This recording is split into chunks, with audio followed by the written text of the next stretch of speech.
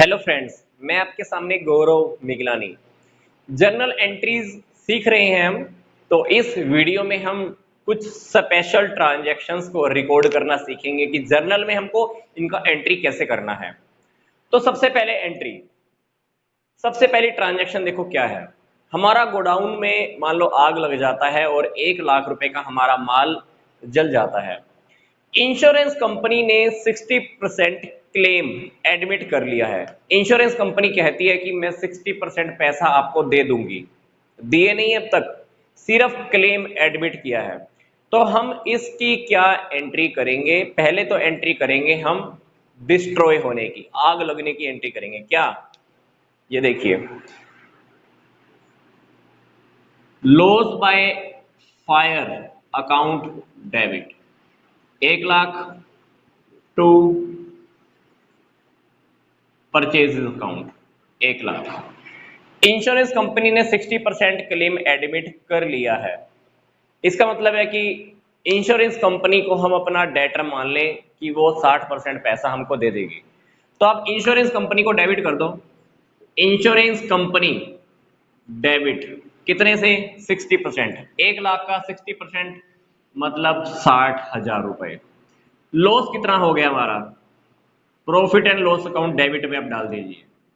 40,000 का लॉस हमको पता चल गया कि 40,000 रुपए हमको रिकवर नहीं हो पाएंगे। और ये जो आपने अकाउंट खोला था ऊपर, लॉस बाय फायर अकाउंट, उसको आप खत्म कर दीजिए। 1 लाख 1 लाख। जिस दिन आग लगेगा ये एंट्री कर दो। जिस दिन इंश्योरेंस कंपनी क्लेम आपका पास कर देती है कि मैं आपको पैसा दे दूंगी, तो आपने ये एंट्री करनी है। पर अभी तक देखो, सिर्फ इंश्योरेंस कंपनी ने क्लेम पास किया है, पैसा दिया नहीं है। अगर वो जिस दिन पैसा हमको दे देती है तो उस दिन हम क्या एंट्री करेंगे? Bank account debit to insurance company. कितना रुपया देगी हमको? 60,000 रुपए। ये तीसरी एंट्री उस दिन हो जाएगी जिस दिन इंश्योरेंस कंपनी हमको अमाउंट पे कर देती है। उस दिन हम इंश्योरेंस कंपनी का जो अकाउंट हमने ओपन किया था 60,000 रुपए से, डेबिट में लिखा था, वो क्रेडिट करके हम क्या कर देंगे? खत्म कर देंगे। तो इस एंट्री के अंदर सबसे स्पेशल बात क्या थी? ये ट्रांजैक्शन क्या लिखा हुआ है? ये इस ट्रांजैक्शन में ये लिखा हुआ है कि इंश्योरेंस कंपनी ने क्लेम एडमिट किया है, पैसा दिया नहीं है। अगर एडमिट किया है, सिर्फ पैसा नहीं दिया, तो सिर्फ आपको यहां की सिर्फ 2 ही एंट्री करनी है। अगर वो ये कह देता कि एडमिटेड 60% क्लेम एंड पेड, तो आपको तीनों की तीनों एंट्री करनी है। अदरवाइज ये तीसरी एंट्री कब होनी है? जिस दिन वो पेमेंट हमको कर देती है। अब हम चलते हैं दूसरी ट्रांजैक्शन की ओर। Depreciation on machine. मशीन की कॉस्ट है मान लो 3 लाख। हमने 10% पर एनम के अकॉर्डिंग डेप्रिसिएशन लगाना है 2 महीने का। मान लो हम डेप्रिसिएशन लगाना भूल गए थे, या डेप्रिसिएशन हमको अभी याद आ रहा है। वैसे मान लो हम हर महीने डेप्रिसिएशन लगाते हैं, अब मान लो हमको डेप्रिसिएशन लगाना है। कितना लगाना है? 2 महीने का लगाना है। तो पहले तो आप काउंट कर लो, 3 लाख के ऊपर 10% डेप्रिसिएशन कितने महीने का लगाना है? 2 महीने का। 2 महीने का लगाने के लिए आपने क्या किया? 2/12 कर दिया, है ना। तो अपना क्या करना है, ये आप काट कर देखोगे तो 2 महीने का डेप्रिसिएशन कितना आ गया? 5,000 आ गया। एंट्री क्या होगी? डेप्रिसिएशन अकाउंट डेबिट 5,000 टू किसके ऊपर लगाना है? मशीनरी। मशीनरी का अकाउंट आप 5,000 रुपए से क्रेडिट कर दो। ये हमारी जर्नल एंट्री कंप्लीट हो जाती है। डेप्रिसिएशन अकाउंट डेबिट हमारा एक्सपेंस है या लॉस है, कुछ भी कह लो, नॉमिनल के अकॉर्डिंग हमने डेबिट करना है। मशीन प्रॉपर्टी है, प्रॉपर्टी की वैल्यू जब जब कम होती है, एसेट की वैल्यू जब जब कम होती है, एसेट को हम क्या करते हैं? क्रेडिट करते हैं। तो ये हमारी सेकेंड एंट्री कंप्लीट हुई। थर्ड एंट्री देखते हैं। Goods costing 80,000 sold to Ramu for 90,000। हमारी गुड्स, हमारे लिए उसकी कॉस्ट है 80,000। रामू को कितने में सेल की है? 90,000। तो हमको इस एंट्री में पहली बात तो ये पता होना चाहिए कि ये हमने उधार में ही बेचा है, क्योंकि कैश की तो बात है ही नहीं। तो आप रामू को डेबिट कर दो 90,000 रुपए से। कितने की सेल माननी है? अपने 90,000 की ही सेल माननी है। 90,000 की सेल ही आपने कंसीडर करनी है। हालांकि एंट्री में हमको दिखाई दे रहा है कि हमको यहाँ पर 10,000 का प्रॉफिट हुआ है, पर हमको अलग से प्रॉफिट की कोई एंट्री नहीं करके दिखानी। मैं आपको फिर से बोल रहा हूं, जब भी हम जिस कमोडिटी के अंदर बिजनेस कर रहे हैं, अगर उसी कमोडिटी को हम ड्यूरिंग द ईयर सेल करते हैं, कोई प्रॉफिट होता है, तो उस वक्त हम प्रॉफिट की कोई एंट्री नहीं करके दिखाते हैं, क्योंकि प्रॉफिट और लॉस को काउंट अप करने का टाइम हमारा अकाउंटिंग पीरियड के लास्ट में होता है, जब हम trading account, profit and loss account ready करते हैं। उस टाइम हम पूरे बिजनेस का, पूरे साल का प्रॉफिट काउंट कर लेते हैं। तो इस वक्त हमको प्रॉफिट की कोई एंट्री नहीं करनी है, क्योंकि हमने अपने बिजनेस की नॉर्मल ट्रांजैक्शन की है। जिस ट्रांजैक्शन, जिस कमोडिटी के अंदर हम अपना बिजनेस कर रहे हैं, वही हमने सेल किया है, गुड्स सेल की है, इसलिए हमने प्रॉफिट को यहां पे शो नहीं किया है।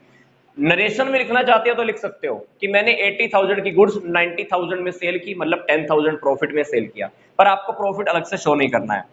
चौथी बात, मैंने 24,000 रेंट पे किया, बिजनेस ने 24,000 का रेंट पे किया, पर जो बिजनेस की जो बिल्डिंग है ना, उसका तीसरा हिस्सा बिजनेस का ओनर यूज कर रहा है खुद के पर्सनल यूज के लिए।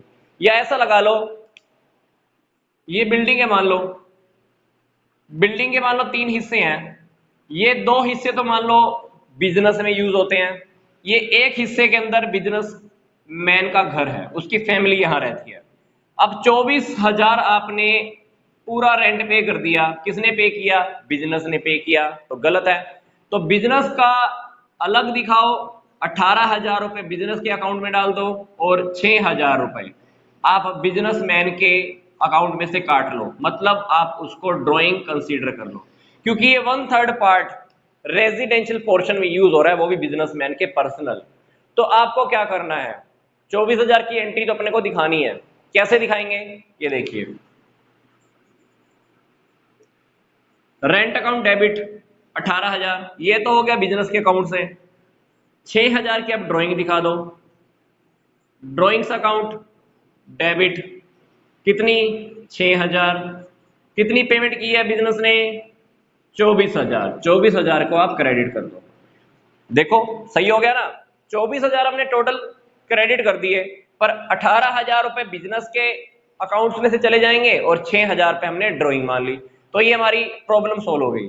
24,000 का 1/3 पार्ट बिजनेस मैंने यूज किया था ना, तो इसका काउंट अप करके देख लो,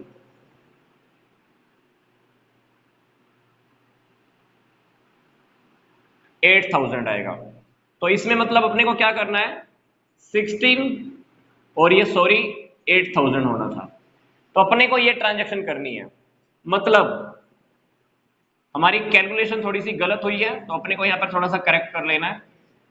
24,000 का जब आप 1/3 करते हो तो मतलब 8,000 आएगा। 8,000 अपने ने क्या करना है, ड्राइंग के अंदर लिखना है, 16,000 अपने रेंट में लिखना है, और हमारी ट्रांजैक्शन ही कंप्लीट हो जाती है।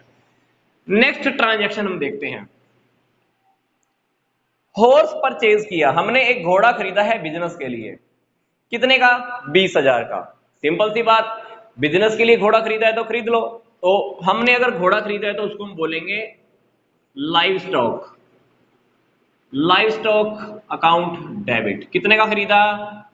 20,000 का।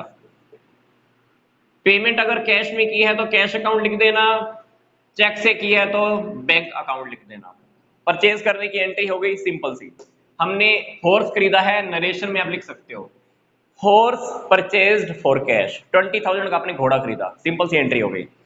कुछ टाइम के बाद हमारे उसे घोड़े की डेथ हो जाती है, घोड़ा डाइड, तो क्या किया हमने, उसकी बॉडी को, उसकी डेड बॉडी को हमने 5,000 रुपए में सेल कर दिया, क्योंकि आपको पता है कि डेड बॉडी के काफी सारे पार्ट काम आते हैं। तो हमने 5,000 में डेड बॉडी को हमने सेल कर दिया। सेल कर दिया तो कितने में सेल करेंगे? 5,000 में। क्या आया होगा हमारे पास? कैश। कितना आया? 5,000। घोड़ा मरा है। प्रॉपर्टी जब भी कोई नुकसान में जाती है तो हम उसकी एंट्री करते हैं, प्रॉफिट एंड लॉस अकाउंट में से हमारा लॉस शो होता है। कितने का लॉस हो गया? 15,000 का लॉस हो गया, क्योंकि घोड़ा कितने का था? 20,000 का। 5,000 तो हमको रिकवर हो ही गए, 15,000 रुपया प्रॉफिट एंड लॉस में दिखाओ टू लाइव स्टॉक अकाउंट। आपने जो प्रॉपर्टी खरीदी थी 20,000 रुपए की, ऐसा लगा लो कि वो प्रॉपर्टी 20,000 रुपए से डेबिट थी, उसको हमने 20,000 से क्रेडिट कर दिया। 5,000 हमारे पास कैश आ गया, 15,000 रुपए का हमारा नुकसान हो गया, वो नुकसान हमने प्रॉफिट एंड लॉस के डेबिट साइड में शो कर दिया है। तो ये थी हमारे कुछ स्पेशल केसेस। नेक्स्ट वीडियो में हम फिर से कुछ डिफरेंट टाइप के केसेस को स्टडी करने वाले हैं। यहां तक का वीडियो देखने के लिए आपका बहुत बहुत धन्यवाद।